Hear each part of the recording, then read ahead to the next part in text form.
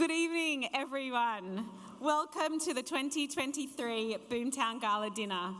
My name is Faith Halliday and I will be your MC this evening, and for those brave enough to back it in tomorrow, all day tomorrow too, so get used to seeing my face.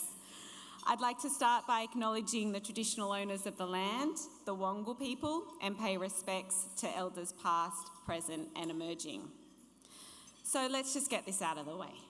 For those who have been to a few of these events, you'll know that I'm not a professional MC. I've said it before, it's not new information. But I'll tell you straight, I've been leaning on that for quite a while now, and I probably have a few of these under my belt, so I can't rely on your good graces with my inexperience as my cover. So I'm just going to tell you straight, I'm basically asking you to be gracious if I stuff up. Not if, when I stuff up, because 1,000% I will. So cool, that's done. Now to the actual business of the evening. On behalf of the Western Sydney Leadership Dialogue, I'd like to thank this evening's event partners, the New South Wales Department of Planning and Environment, and Transport for New South Wales. Of course, also our thanks to the sponsors on screen. I'd like to also acknowledge you all for taking the time to be here and for filling this room with your great vibes and your kindness to the MC. Thank you. I have a few other VIPs that I'd like to shout out. Western Sydney Leadership Dialogue patrons, Professor Peter Shergold AC and Dr. Kerry Schott AO. We have Lisa Lake, Mayor from Cumberland Council, and Pierre Esba, Lord Mayor from the City of Parramatta.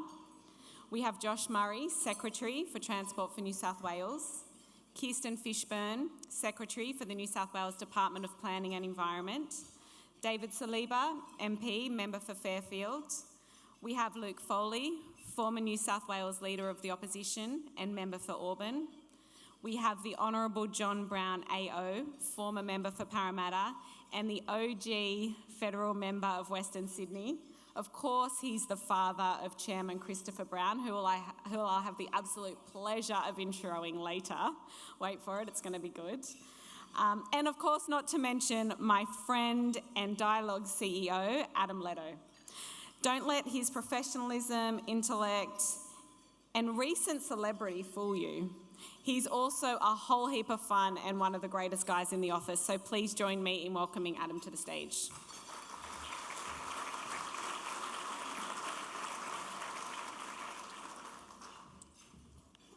By far the best introduction I've ever had, especially from you, Faith.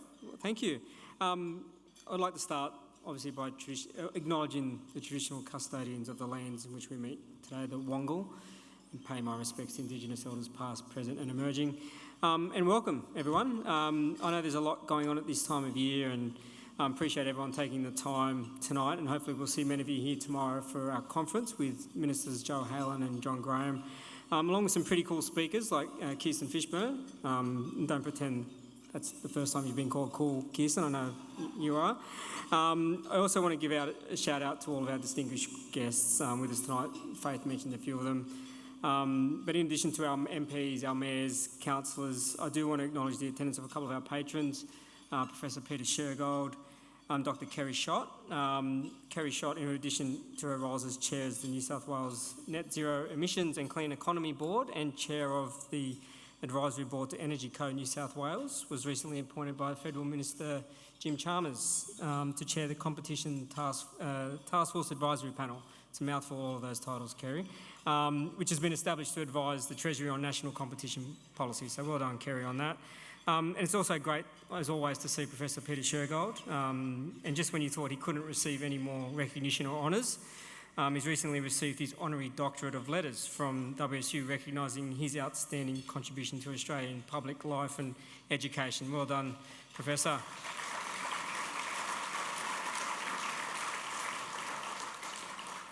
He has more letters than the alphabet.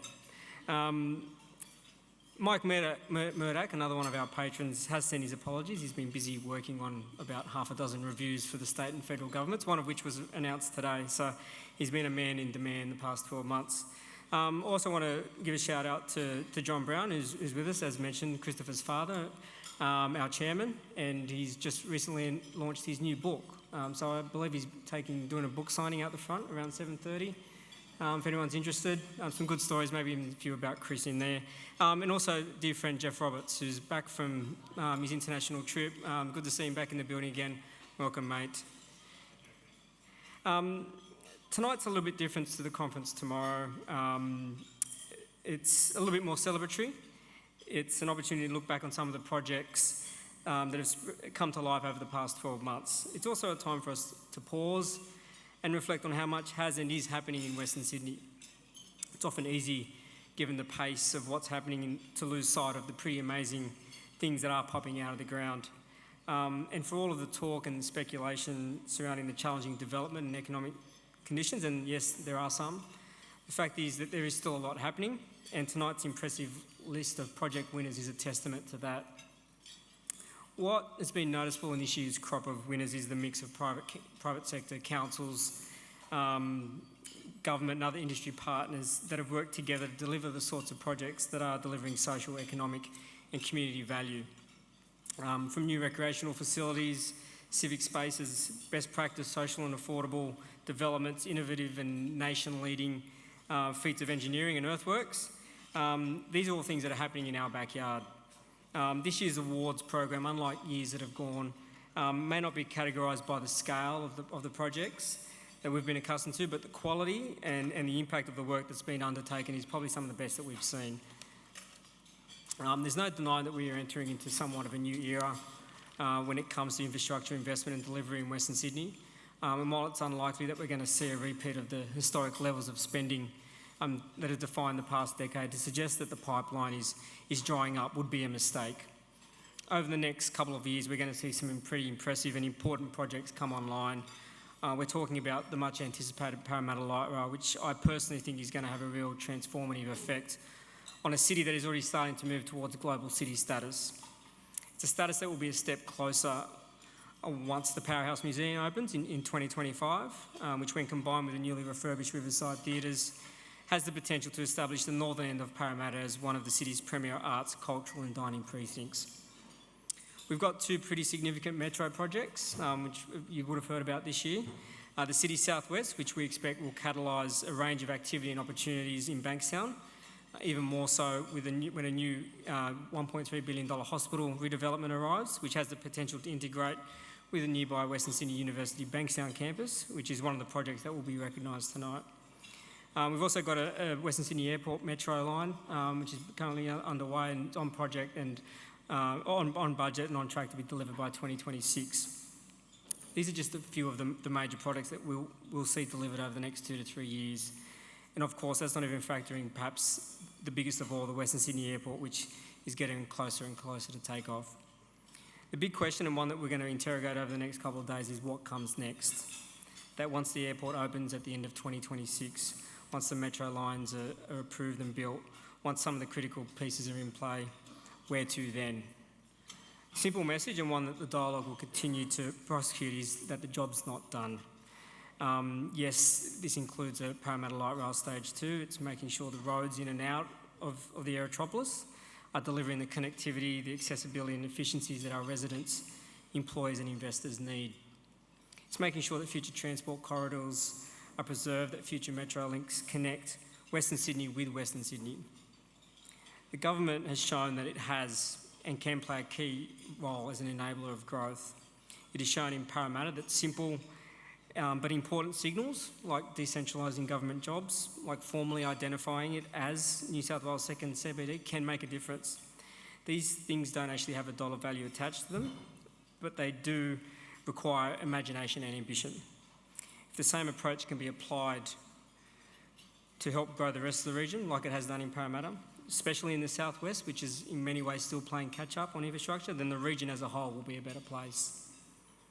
It's taken decades for Parramatta to become an overnight success story, and its success points to what can be achieved in other parts of the region when governments, both state and federally, are committed to genuine city shaping.